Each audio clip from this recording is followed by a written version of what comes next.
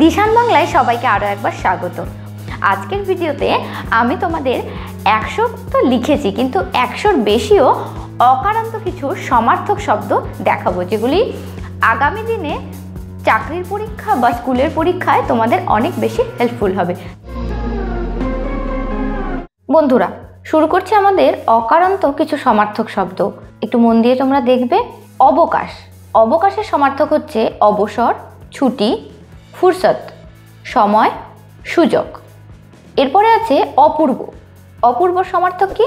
অদ্ভুত, আজব, আশ্চর্য, তাজ্জব, চমৎকার। এরপরে অকাল, আচমকা, আকস্মিক, সহসা, হঠাৎ। পরের সমার্থক শব্দ হচ্ছে অক্লান্ত। অক্লান্ত সমার্থক কি আছে? অদম্য, ক্লান্তিহীন, নিরলস, পরিশ্রমী। এবারে আছে অক্ষম। অক্ষমের সমার্থক অসমর্থ, অপটু, অদক্ষ, অযোগ্য, দুর্বল। এবারে অঙ্গীকার। অঙ্গীকারের সমার্থক হচ্ছে পণ, প্রতিশ্রুতি, প্রতিজ্ঞা, শপথ, সংকল্প। পরের সমার্থক হচ্ছে অচেতন। অচেতনের সমার্থক শব্দ কি কি? অজ্ঞান, অসার, জ্ঞানশূন্য, জ্ঞানহীন, বেহুশ। আরেকবার বলে দিচ্ছি, অজ্ঞান, অসার, জ্ঞানশূন্য, জ্ঞানহীন, বেহুশ। এরপরে আছে অজ্ঞ। অজ্ঞর সমার্থক হচ্ছে অশিক্ষিত, অজ্ঞানী, মূর্খ, নির্বোধ। তারপরে আছে অতিরিক্ত। অতিরিক্ত সমার্থক কি?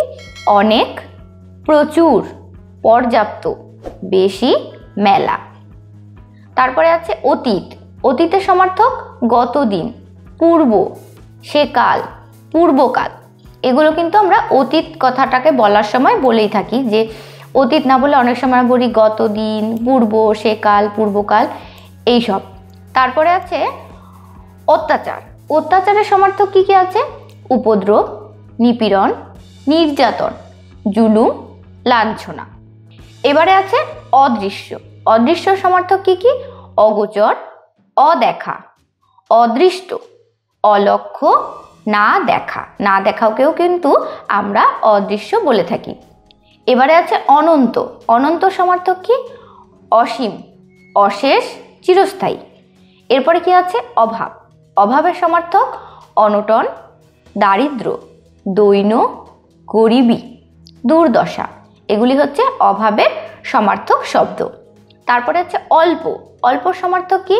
অল্প সমার্থক হচ্ছে কম, সামান্য, অপ্রচুর, নগণ্য, কিয়ৎ, ঈষৎ। এগুলো অল্পের সমার্থক শব্দ। এবার আছে অগ্নি। অগ্নির সমার্থক কিন্তু আমরা অনেকেই জানি, আগুন, অনল, দহন, পাবক। এছাড়াও কিন্তু আগুনের আরও অনেক সমার্থক শব্দ আছে। তারপরে আছে অশ্ব। অশ্বর সমার্থক হচ্ছে ঘোড়া, বাজি, টাঙ্গন। আবারও বলছি, অশ্ব। অশ্বর সমার্থক কি কি? ঘোড়া, বাজি, টাঙ্গন। এবার আছে অন্ধকার। অন্ধকারের সমার্থক কি? আধার, তিমির, তমসা, আন্ধার। পরের সমার্থক হচ্ছে অচল। অচলের সমার্থক কি কি? গতিহীন, অটল, স্থির, নিথর, অপ্রচলিত। ঠিক আছে, আবারও বলছি আরেকবার, গতিহীন, অটল, স্থির, নিথর, অপ্রচলিত। এবারে আছে অবস্থা। অবস্থার সমার্থক কি কি? দশা, রকম, প্রকার, হাল, হালত। দশা, রকম, প্রকার, হাল, হালত। অপচয়। অপচয়ের সমার্থক কি? অপব্যয়, বৃথা ব্যয়, ক্ষতি, ক্ষয়, হ্রাস। অপব্যয়, বৃথা ব্যয়, ক্ষতি, ক্ষয়, হ্রাস। অতিথি। অতিথির সমার্থক কি? মেহমান, কুটুম, আমন্ত্রিত। এগুলো হচ্ছে অতিথির সমার্থক শব্দ। আলো। আলোর সমার্থক কি? আলোর সমার্থক হচ্ছে রশ্মি, দীপ্তি, প্রভা, নূর, আভা, আলোক, জ্যোতি, কিরণ। এবারে আছে আকাশ। আকাশের সমার্থক কি? অম্বর, আসমান, গগন, অন্তরিক্ষ। পরের সমার্থক শব্দ হচ্ছে আদেশ। আদেশের সমার্থক কি কি?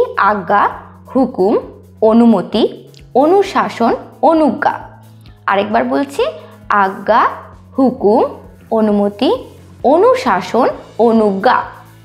এবারে আছে আনন্দ। আনন্দ সমার্থক কি? আনন্দ সমার্থক হচ্ছে হর্ষ, আহ্লাদ, ফুর্তি, খুশি, আমোদ, মজা।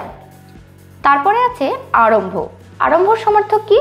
শুরু, সূচনা, ভূমিকা, সূত্রপাত, প্রারম্ভ। আরেকবার, শুরু, সূচনা, ভূমিকা, সূত্রপাত, প্রারম্ভ। তারপরে আছে বন্ধুরা আমন্ত্রণ। আমন্ত্রণের সমার্থক কি? আহ্বান, নিমন্ত্রণ, সম্ভাষণ, অভ্যর্থনা। বন্ধুরা, কীরকম লাগলো আজকের ভিডিওটা? এটা আমাদের নতুন প্রচেষ্টা। যদি ভালো লাগে তাহলে অবশ্যই লাইক, শেয়ার, সাবস্ক্রাইব আর কমেন্টে জানাতে ভুলবে না তোমাদের মতামত। পরের ভিডিওতে আবারও নতুন কোনো বিষয় নিয়ে হাজির হয়ে যাব। সবাই ভালো থাকবে, সুস্থ থাকবে আর হ্যাঁ, আমাদের সঙ্গে থাকবে। ধন্যবাদ।